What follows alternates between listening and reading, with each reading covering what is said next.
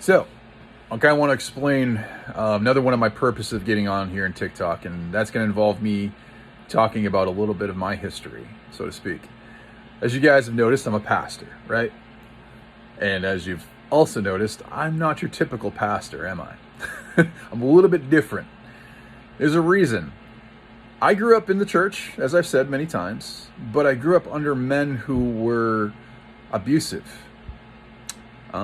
They were not good men. They used their power to manipulate people. They used their power to belittle others. And they used it really to make themselves look good. I watched this. I've shared with you that I had a traumatic, childhood. Put into the church as well. My family ran the church. I come from, I'm the seventh pastor in my family, so come from a long line of pastors. So I've had a lot of examples put in front of me. Examples of what not to do. Things that I watched that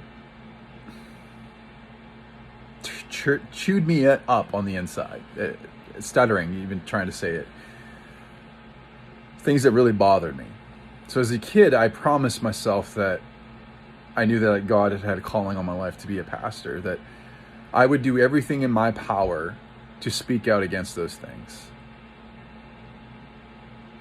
To maybe bring a good name back to the career of being a pastor.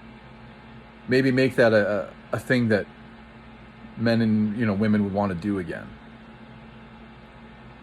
Because you see, it's not God's fault. The world's going to point the finger at God, unfortunately. No, it's our fault. And the only way this is going to change is by us doing something about it. We need to stop allowing men to preach that are not fit to, that their lives do not speak the Holy Spirit. I'm not perfect. Really, I'm not. I'm not perfect. But I have a heart for God. When I make a mistake, I admit it. I take it right on the chin. And I do my very best to never do it again. Why ain't the heart of the men in this country that are preaching, and women I think should be preaching too, but that's another thing aside anyways. Why aren't they set on God? And a good majority are, but there are far more who are not.